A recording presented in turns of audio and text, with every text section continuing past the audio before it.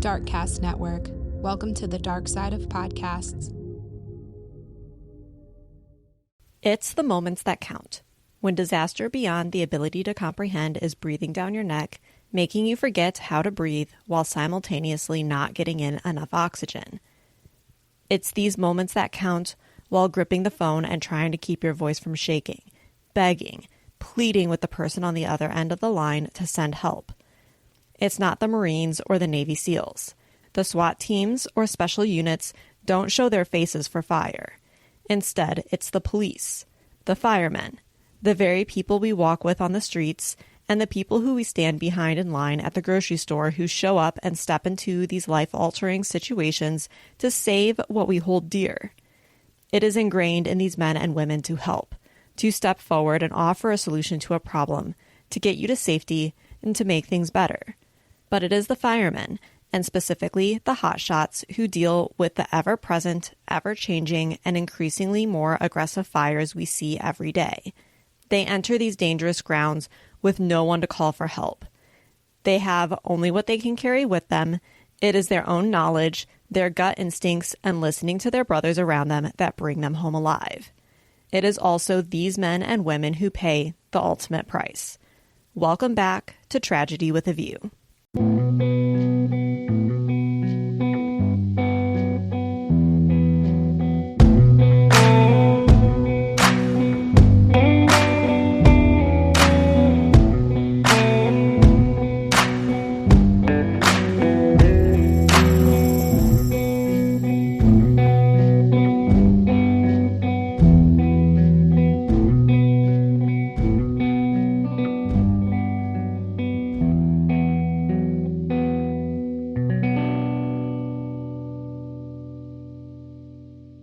Hello, welcome back. I am your host, Kayla, and this episode was actually originally recorded in February or March, and I had Anne with me, and we straight up sounded like Alvin and the Chipmunks. When I listened back to the episode, it was back when I was having some major audio issues, and so clearly I could not get that audio to work for me. I couldn't edit that sound out. So we were going to re-record it, and of course schedules have just gotten away with us. So here we are. And straight off the bat, there is a lot to unpack with this story, including how fighting fires and the preservation of land and homes has only increased the intensity of fires we see, how weather patterns are shifting, causing more frequent fires, and assisting them in burning hotter and faster than we have ever seen before. And then, of course, with this tragedy, we must take a moment to acknowledge that we seek answers we will never have, and the decisions that were made, while they don't seem to make sense to us, they were made prior to this current fire knowledge, and it wasn't at the forefront of their minds. But in reality, this particular fire that we are talking about was unlike any seen before. The Granite Mountain Hotshots are a specific group of wilderness firefighters under the Prescott Fire Department in Prescott, Arizona. The Granite Mountain Hotshots are more officially known as the Granite Mountain Interagency Hotshot Crew. They are a team of wildland firefighters that are parts of the Prescott Fire Department in Arizona. Organizing in 2002, the crew started out as a fuels and mitigation crew, which is pretty much the removal of fuel for the fire. So removing small trees and brush and branches that the fire would need in order to continue burning. They would go in and remove those that are in the fire's path. In 2008, they transitioned into a hotshot crew, which is a team of 20 men and women who are specifically trained to handle wildfires in more wilderness areas, where they are more able to directly impact what is happening with forest fires, because forest fires do behave differently than structural fires. This team, based on availability and demand, can be sent all over the nation and help to manage fires just about anywhere.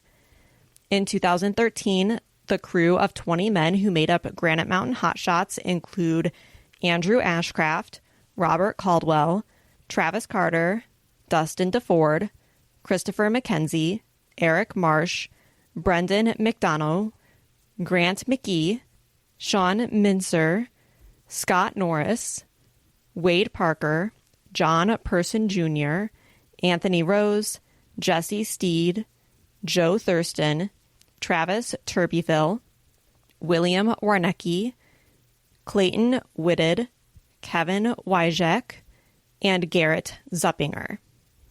I will be referring to some of these men by their first name, but I want to mention that many of them had nicknames for each other, and this team had this camaraderie that made you realize that if they weren't being mean to you or picking on you in some way, then they probably didn't like you or therefore trust you. All of these men were between the ages of 21 and 43, with the vast majority being in their mid-20s. The outlier was Eric Marsh, who was 43 years old and was their leader and had an interesting way of interviewing potential clients for the crew, and that was to start out their interview by asking when was the last time they lied.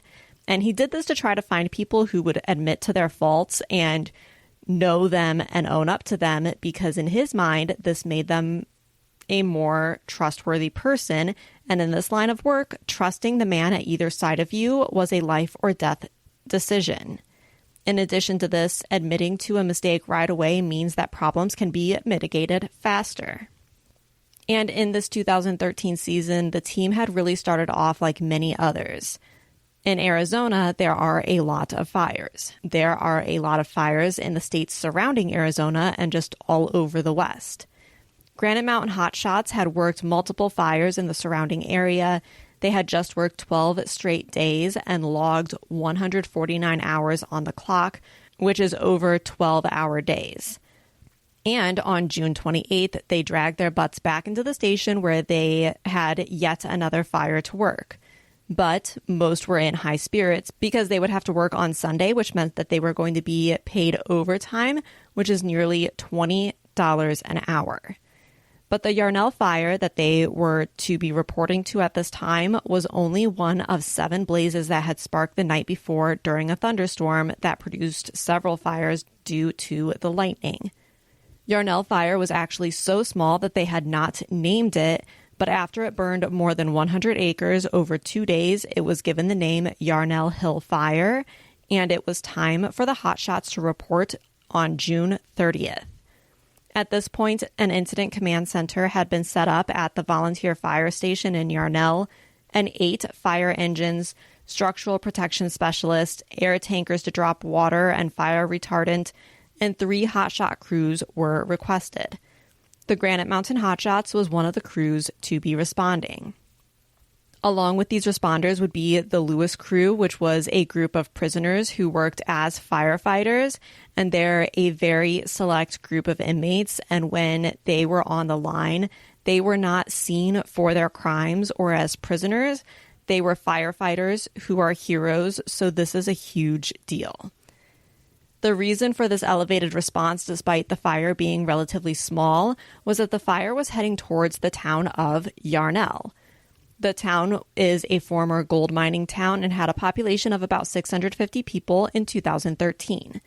Yarnell is about 90 minutes northwest of Phoenix, sitting nestled between the Weaver Mountains and the Sonoran Desert. Their slogan is, "Where the desert breeze meets the mountain air." So again, this fire was ignited by a lightning strike on June 28th. Lightning yields an average of 10% of the fires that start each year. In 2020, the Forest Service determined that over 50,000 fires had been started by people, and only roughly 5,300 fires were started by lightning. Speaking of the Forest Service, Yarnell Hill Fire was in the West Mountain Ranges, which fell under the jurisdiction of the Arizona State Forestry Division. And based on the information they provided, the area had not seen a wildfire in 45 years. Now, you might think that this is good, but it's also a bad sign. Fire, while devastating in many ways, also does a really good job of preventing future fires from burning. Not in all circumstances, but in some. There are a variety of reasons why people, humans, would want to stop fires. Some of those reasons may include preserving the trees and foliage in the area that have been growing for hundreds of years, and we don't want to see those things go because they would not grow back in our lifetime. And the other reasons include that people with our love for nature have found ways to immerse our home lives in nature.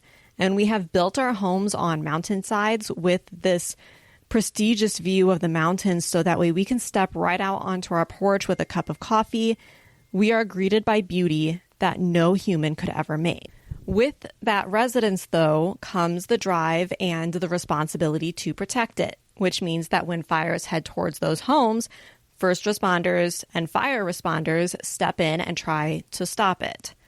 This ultimately creates foliage and land that have outlived their lifespan. They become thick and impossible to push through.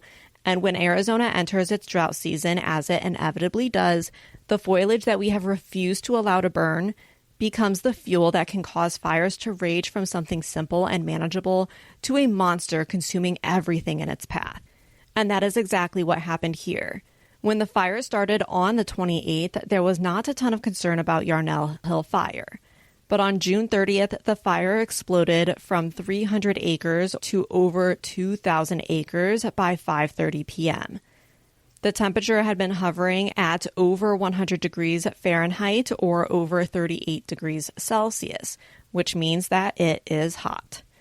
So Granite Mountain arrived to their own station at about 5:15 a.m., and then they sat to be briefed on the fire before they would head out to the fire itself. What they knew at the time was that the fire was about 300 acres. It was burning along a ridgetop and that it was going to be hot. They then load up their trucks and set off for Yarnell. Their first sight of the fire was when they were about 8 miles away, and they could see just some strands of smoke that seemed to float up rather than billow like that of something more intense. But they all knew that fires in this area particularly were deceptive, and with how hot and dry it was, this fire had the potential to move very fast. By 8 a.m., they had arrived at the command center and were then briefed again and given their duties. They would be heading out to the west side of the fire, where they would hike in and start digging a control line. As they hiked, they went single file, with one person designated to follow the slowest person at all times so that the group would not be separated. The hike took them up the 850-foot or 260-meter crest of Weaver Mountain. They had hiked over a mile at this point and had stopped for water 3 times in the 2 hours it took for them to get to the fire, which is here on Weaver Mountain. And right away, the men got to work. Their jobs would include removing the fuel along the flank of the fire, and this was accomplished by the men splitting into teams that would complete certain tasks. First, sawers would use chainsaws to cut up brush into manageable sized pieces. Behind them, they would have a swamper who would grab those pieces and move it away from the line. In this case, that was down the mountain. And then the remaining crew would move in with their Pulaski tool, which is an axe-hoe combination tool, a rhino, which is a version of a rake, both of which are specially made for firefighters to dig and remove brush, leaves, needles, and such. Many firefighters, especially in the wilderness setting, understand the weather and are kind of an amateur meteorologist, which has its perks. Eric, who was scouting ahead, started to notice that the clouds had indicated thunderstorms could be moving in. Now, everyone wants to hear this and believe that it's a good thing, right? Thunderstorms mean rain, which mean that it can help put out a fire. Yes, this is the logical conclusion. The unfortunate side about this area is that it is so hot, the air itself is so devoid of moisture that the water evaporates far before it comes close to the ground.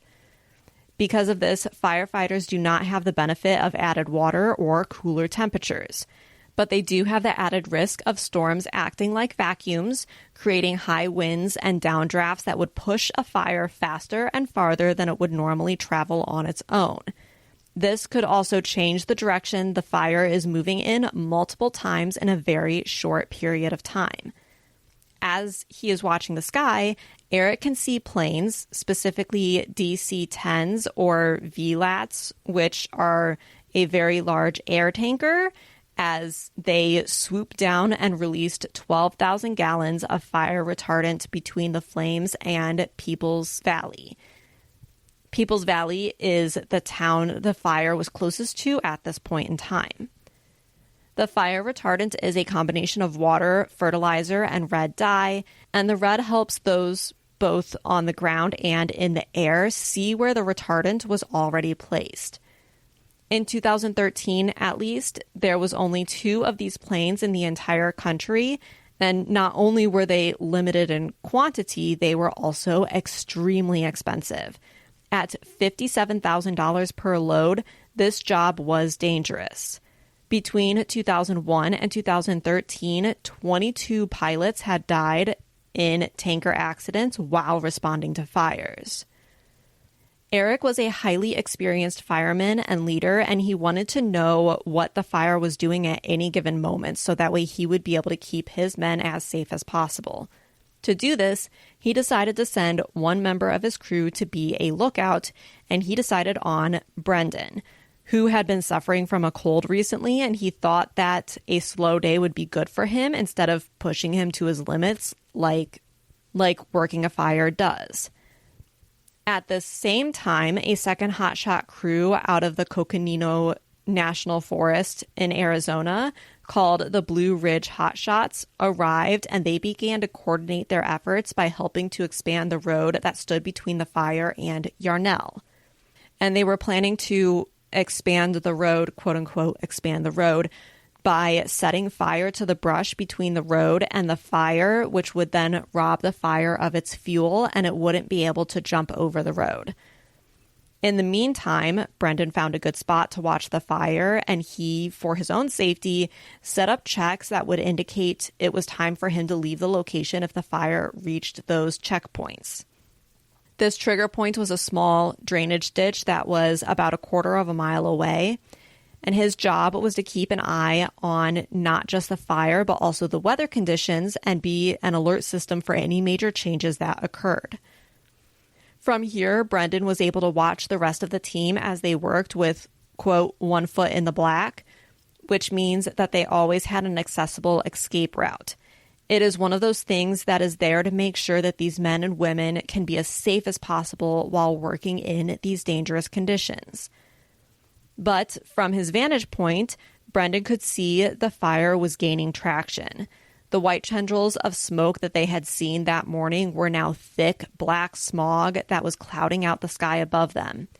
It did not take long before the fire shifted and it hit Brendan's trigger point, which meant that it was time for him to get out of there. Radioing his team, Brendan let them know as much information as he could and that it was time for him to get out of where he was at. What I hadn't mentioned previously was that Brendan had determined a second trigger point that was about halfway between the drainage ditch and himself, and by the time that he was ready to roll out of there, so he had packed up his stuff, the fire had actually reached that second trigger point. Brendan mentions that this was a very surprising thing for him to realize, and that in his 3 years as a hotshot, he had never seen a fire move this fast, and he evacuated the area quickly. At about 3:30 p.m., a storm entering the area caused a shift in the wind direction, which then caused the fire, which had been heading towards the northeast, to head in a new direction to the southeast. As this happened, Yarnell and the other towns nearby began the evacuation process, and the fire control management was touching base with all of their teams to make sure they were okay, that they were aware of the shift in direction of the fire, and that they had a safe place to go. Taking a moment to talk to Eric, again, who was the head of the Granite Mountain Hotshots, they found that they were, quote, in the black, or in an area where they had already burned and therefore safe. Granite Mountain was actually taking their lunch break at this time, and for reasons we will never understand, Eric then, without communicating to anyone else, led his men out of the black and into an unburned area sometime after 4 p.m. It can be theorized that they saw the Boulder Spring Ranch on the other side of this unburned area. Prior to them setting out at all, when they had met at that second fire location to be briefed on what was happening, they had learned that this ranch was essentially fireproof due to the lack of vegetation surrounding the buildings, and the material that the home and the barn were built out of were fire resistant. The owners had actually done this on purpose because they wanted a home where they would be safe in the event of a fire. And it is important to note that Boulder Spring Ranch is not actually a place. It was given the name due to the road nearby being Boulder Spring. But the owners call their ranch not much of a ranch. It does not have an official name, so you won't be able to just Google it and look it up online. And others were actually gathering here for safety. Civilians were gathering here for safety. The brush just outside of this ranch was so thick that those at the ranch had no idea that the hotshots were out there, only about 600 yards or 1,800 feet away. And the fire, when it actually got to the ranch, it was raging so strong at this point that it ignited the brush on the other side of the ranch, so it hopped over the property rather than burning around it. The fact that the owners had intentionally built their buildings out of fire-resistant material is what made the fire survivable for those who were there. There was a 30-minute block of time where the command center was unable to contact Granite Mountain Hotshots. They had no idea that they had shifted into the vegetation and were in need of help. During this time, the thunderstorm was causing the fire to shift again, and it was now 100% out of control. During this time, Granite Mountain had made it roughly 1 mile from, quote-unquote, the black or the safe zone that they had started at. It is hard to tell the cause of the events that happened next, though it can be theorized that, like many firefighters, there is a very careful balance between duty and life. By nature, these men and women literally walk the line with 1 foot in the fire and 1 foot in a safe zone. The question of, do we watch this town burn or get in there and try to save a couple of homes, is something that can claw at their chests, often with there being no right answer. However, at some point, they decided to leave the black and make a move, whether that was to a safer place or potentially to try to get themselves in a position to help others, we will never know. What we do know, though, is that Granite Mountain entered into an area that was unburned, and as they entered the basin, they also lost sight of the fire, which meant that they now had no way to determine where it was heading. There was a desert area that was roughly 2,000 feet or 610 meters down from them, or the other option was that they could see the ranch 1,800 feet or 550 meters away. And we already know the decision that they made. But what these men hadn't known was that the fire had shifted and was now heading straight towards them. It is important to know that not only did the winds from the storm have a major hand in how quickly this fire was spreading, but also in order to get to the basin these hotshots were in, the fire had to travel up a hill. And fire moves faster when it is going uphill.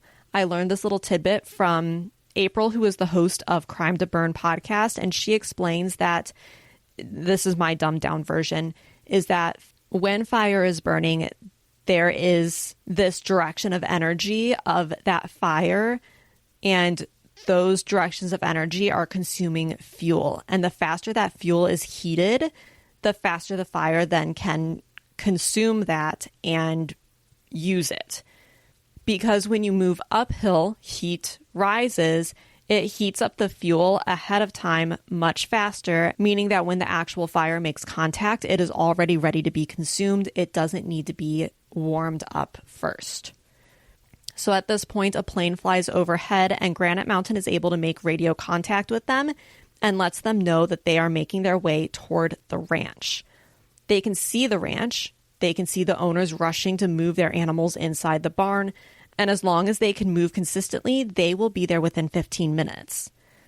But they underestimate how fast they are able to move through this extremely thick brush and how fast the fire was heading right towards them.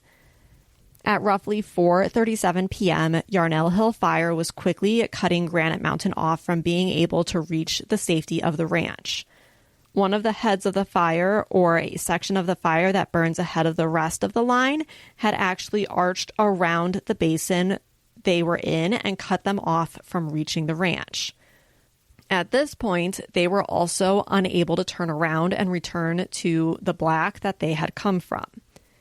Eric got on his radio to call for help, and I'm going to read through the exchange of this conversation. They are direct quotes. Eric is screaming into his radio, Granite 7. He gets the response, "Whoever is yelling over the radio, I need you to stop. I can't understand you." Granite Mountain Hotshots, we are in front of the flaming front. In the background, you could hear chainsaws running in what was likely the fastest this team had ever worked. Eric's voice then came back a couple of minutes later, calmly saying, "Yeah, I'm here with Granite Mountain Hotshots. Our escape route has been cut off. We are preparing a deployment site, and we are burning out around ourselves in the brush, and I'll give you a call when we are under the shelters." So you're on the south side of the fire then? Affirm. Okay, we're going to bring you the VLAT, okay? Air to ground was then called several times between the hotshots and the pilot of the VLAT, but all that came through was the quick static of the radio before it went silent. 20 seconds went by before the static was heard again. Then 7 seconds. Static. 14 seconds. Static. 2 minutes and 55 seconds lapsed before the radio from the hotshots was engaged again. But as the others had been, there was just static, and there was no answer after this. By 4:42 p.m., the fire was on top of Granite Mountain Hotshots. They tossed their chainsaws and other gear as far as they could so that if it, or when it exploded, they would be a safe distance away. They grabbed their fire shelters from the bottom of their bag and began to deploy them. A fire shelter is basically the hotshots' last resort. This shelter is designed to deflect heat and are essentially a bivy sack-sized aluminum tent. While they reflect heat, they do melt when fire comes in contact with them, but these shelters have saved over 1,200 lives since they were brought into common practice to carry them in the 1960s. And to just clarify, when I read this about the fire shelter, for whatever reason I heard tent, and it gave me the idea that there was some sort of structure to this, and there is not. It is very much like a sleeping bag that you are able to kind of enclose yourself in a little bit, and then it just lays across you. There's no structure at all to this thing. The instructions include bring a liter of water and your radio under the shelter, lie face down and grab the fiberglass handles, and then sing or hum or yell to anyone in earshot to help keep your mind off the pain.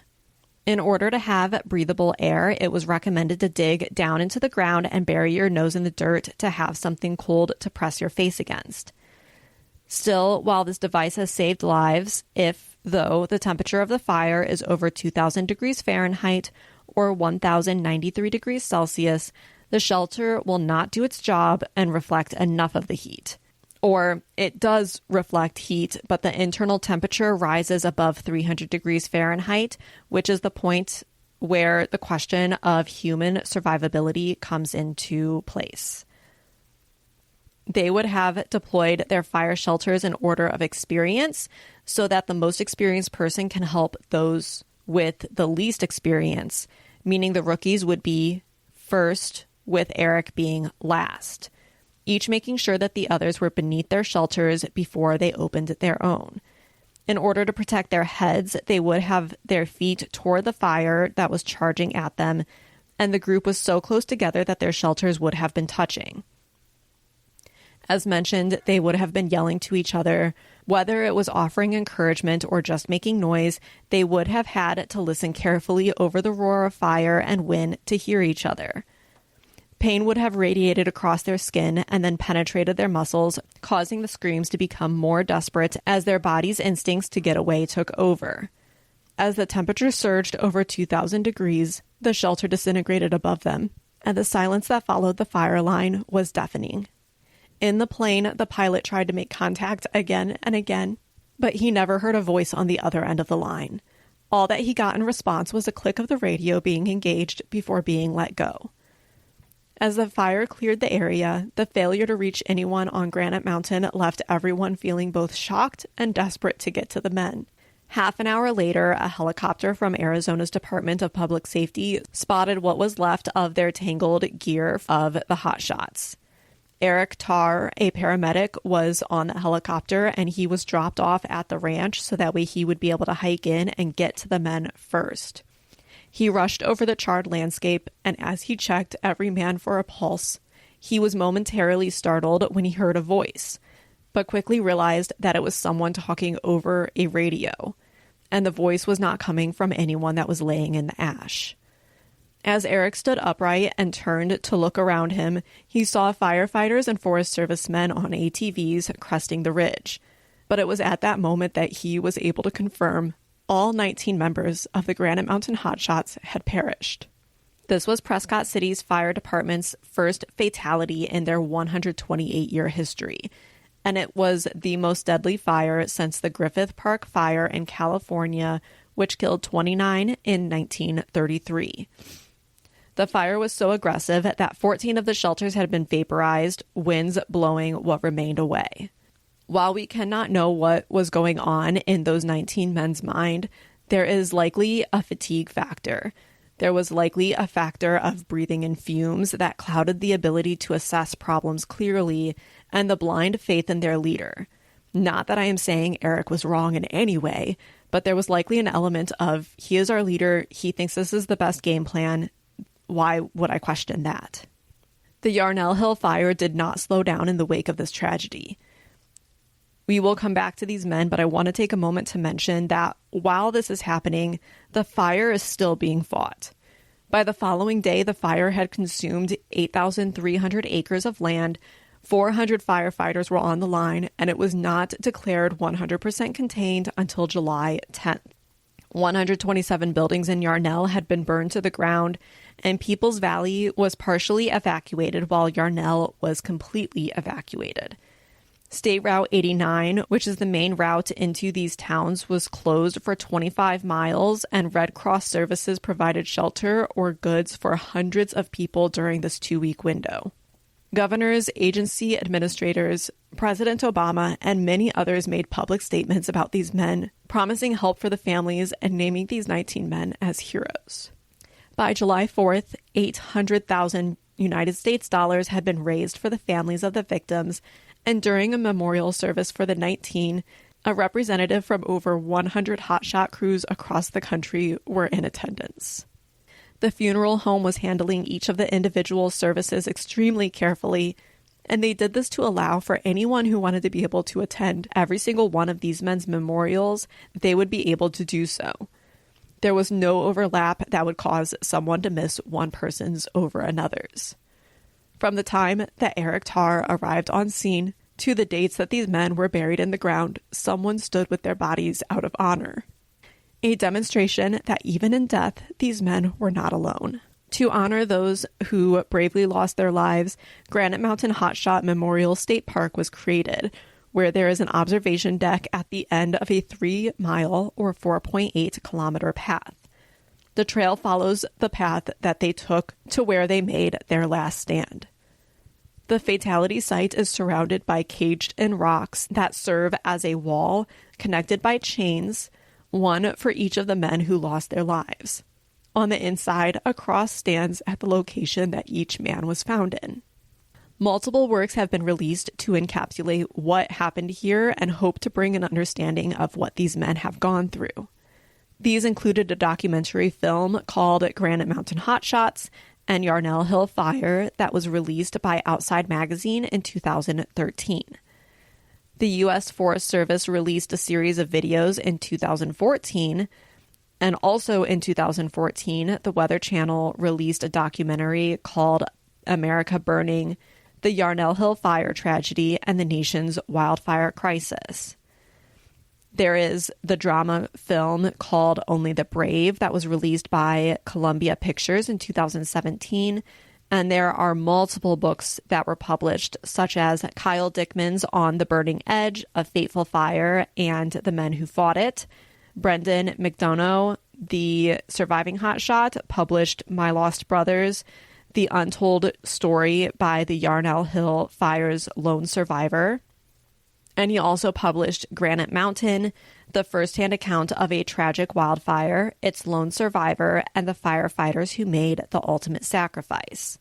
And then finally, there is Fernanda Santos's book, The Fire Line, the story of the Granite Mountain Hotshots.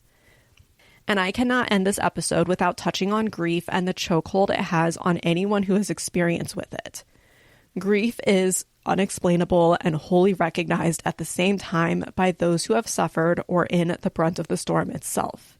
Brendan has been forthcoming with his grief and his guilt and explains that for a long time he thought that the man he was on that day would never return again, that he was forever changed, and especially that he was not allowed to be happy.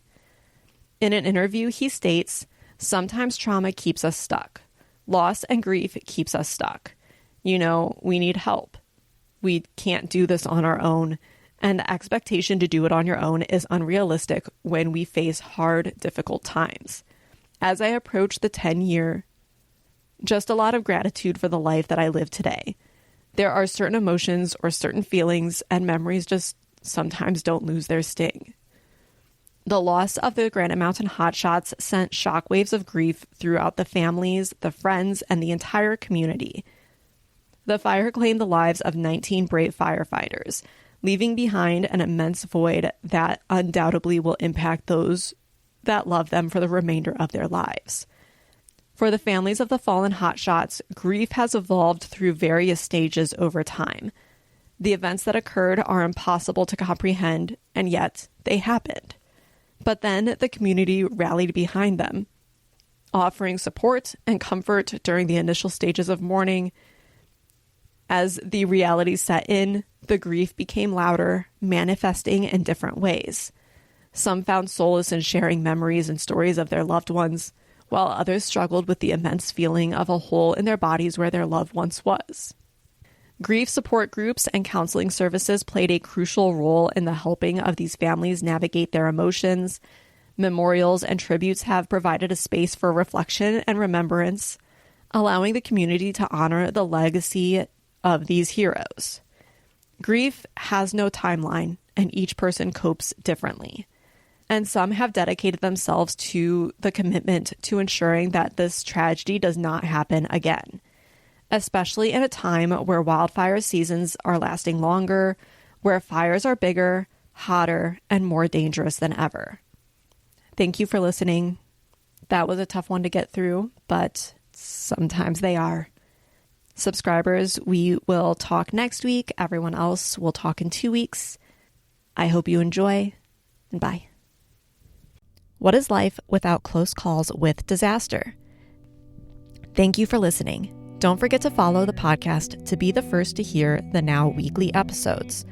Join our subscription on Patreon, Apple, or Spotify today and immerse yourself in the haunting beauty of the great outdoors. For around $4 a month, you'll get exclusive access to the first episode of each month and early access to all other episodes, showcasing the morbid and mysterious side of nature. Please reach out with story requests, and if you have your own story, please email tragedywithaview@gmail.com for a chance to have your story featured on a later episode. Again, thanks for listening. We'll see you next time.